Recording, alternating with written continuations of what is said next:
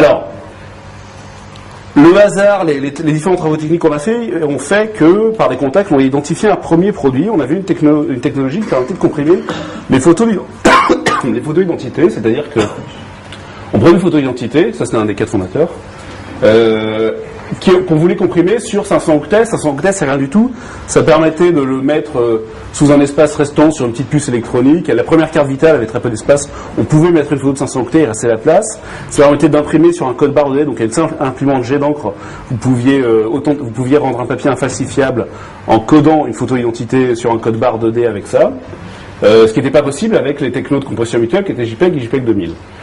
Donc ça, c'était le premier produit. Et là, on est dans le cas typique de la boîte qui passe de la culture service à la culture produit, où vous rentrez dans des problèmes de réalisation, d'exécution, où d'abord, il faut développer des choses de bonne qualité dans les temps, selon les spécifications, et puis, faut vendre avec une situation marché. Quand on a fait avec un retour marché qui est assez différent de l'activité de service, puisqu'il n'y a plus du tout de... L'activité de service, c'est difficile techniquement, facile dans la prospection, parce que ça se fait entre gens du même monde, du même milieu, qui ont des problèmes à partager. C'est pour ça que beaucoup de boîtes en high-tech n'arrivent pas à décoller en vendant leurs produits, mais peuvent faire de l'alimentaire pendant des années, grâce au fait qu'ils trouveront toujours des gens qui ont des problèmes techniques à leur soumettre et qui savent bien résoudre. Donc là, on a fait un business plan qui était très joli. On avait fait venir on avait à cette époque-là des stagiaires assez brillants de HEC ou de choses comme ça qui nous avaient aidés. On a passé pas mal de temps. On avait fait une belle étude de marché montrant que ce produit avait plein de perspectives pour la transmission radio, pour les cartes à puce, pour les codes barres de dés, pour les pays du tiers-monde.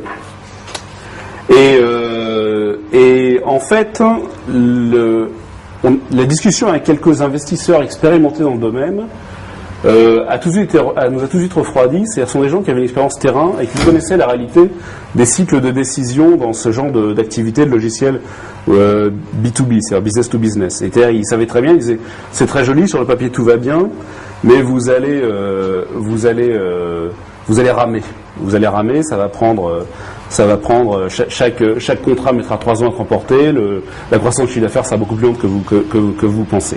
Et il y a eu des débats, c'était la période sans doute la moins heureuse de la boîte parce qu'on avait un produit sur lequel on misait beaucoup, parce que c'était à ce moment-là notre seul véritable plan de croissance.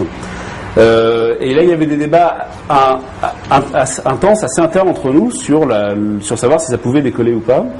Donc le business plan à ce moment-là nous a servi. Le business plan était sur le papier parfait, il nous a servi de support de discussion pour finalement être facilement démoli par des gens qui connaissaient le métier. Alors, donc c'est sans doute la partie la moins intéressante, cette partie-là. Ce qui est plus intéressant, c'est ce qui s'est passé ensuite.